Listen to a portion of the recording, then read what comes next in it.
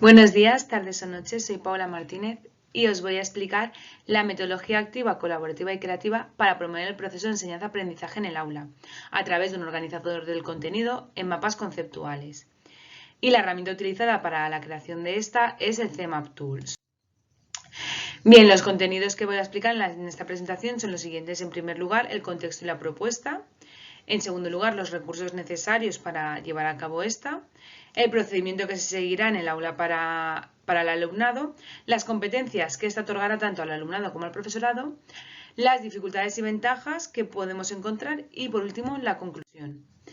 En primer lugar, ¿qué son los mapas conceptuales? Pues bien, son unas herramientas gráficas que sirven para organizar y representar el contenido relacionándolo entre ellos.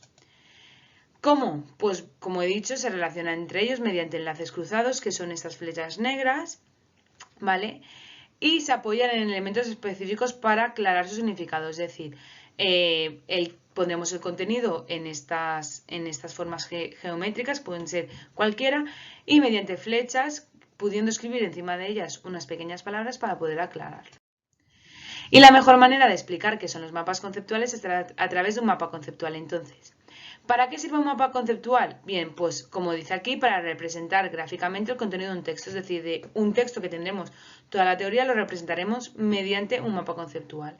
¿Por medio de qué? Pues primero seleccionaremos los conceptos más importantes y luego los enlazaremos mediante elementos. ¿Por qué se caracterizan los mapas conceptuales? Pues bien, primero por su estructura, que debe ser jerárquica, es decir, lo más importante debe estar al medio o arriba. Y luego por su representación, que siempre estará dentro de figuras geométricas. Como vemos aquí han utilizado las líneas y los rectángulos. Vale, ¿qué impacto tiene un mapa conceptual? Pues lo más impactante es que contribuye al aprendizaje significativo.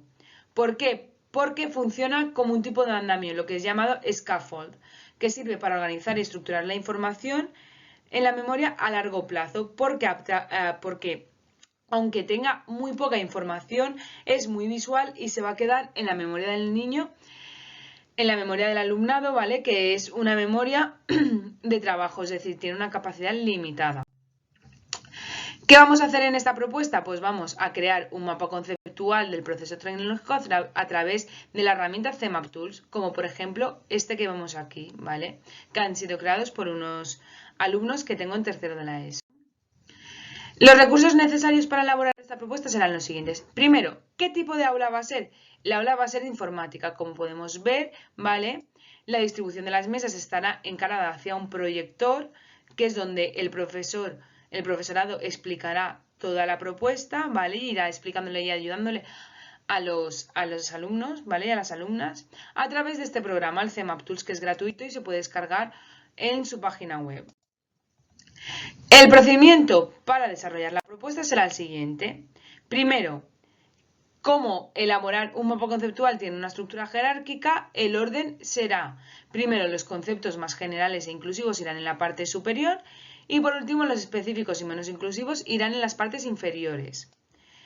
Como podemos ver estos, ¿vale? Les pondremos un ejemplo al alumnado presente, le pondremos un ejemplo. Por ejemplo, animales vertebrados que poseen columna vertebral formada por vértebras. Es decir, podemos poner en la pizarra una imagen con un animal vertebrado, una espina dorsal o columna vertebral y por último unas vértebras. Entonces ellos visualmente verán de forma significativa cómo se estructura un mapa conceptual, desde lo más general hasta lo más específico, igual que la clasificación de estos. El tiempo empleado en la elaboración del mapa conceptual del proceso tecnológico será de 2 sesiones. La primera sesión explicaremos el proceso tecnológico en el aula, ¿vale? Y en segundo lugar explicaremos qué es un mapa conceptual y cómo se elabora, es decir, lo que hemos visto en la anterior diapositiva, les diremos cómo se hacen estas jerarquías y cómo podemos elaborar un mapa conceptual.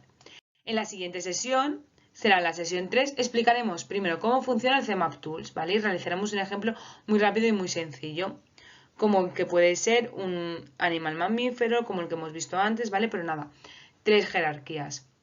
Y en segundo lugar, haremos que ellos elaboren un mapa conceptual por grupos de 2 personas. Esto ayudará al trabajo en equipo, que será una competencia, a trabajar en tecnología.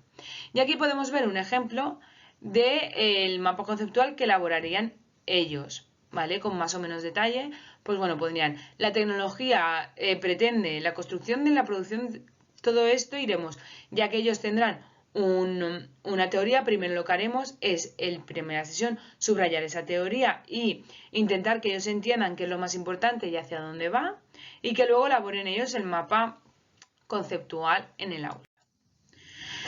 ¿Qué competencias contribuye esta TAC? Pues bien, primero, en el alumno, pues permitirá que el alumno aprenda significativamente, es decir, que él vea para qué sirve cada cosa. Y a la vez evitará que el alumno realice un aprendizaje memorístico. Además, esto le ayudará a estudiarse el aprendizaje de las teorías científicas o los conceptos científicos, que suelen ser un poco más complejos a la hora de estudiar, y que gracias a un mapa conceptual ellos pueden ver cómo se relaciona esa teoría. En el profesor, pues bien, el profesor le ayudará a desarrollar un modelo educativo y una evaluación del alumnado que reconozca y estimule sobre todo el aprendizaje significativo.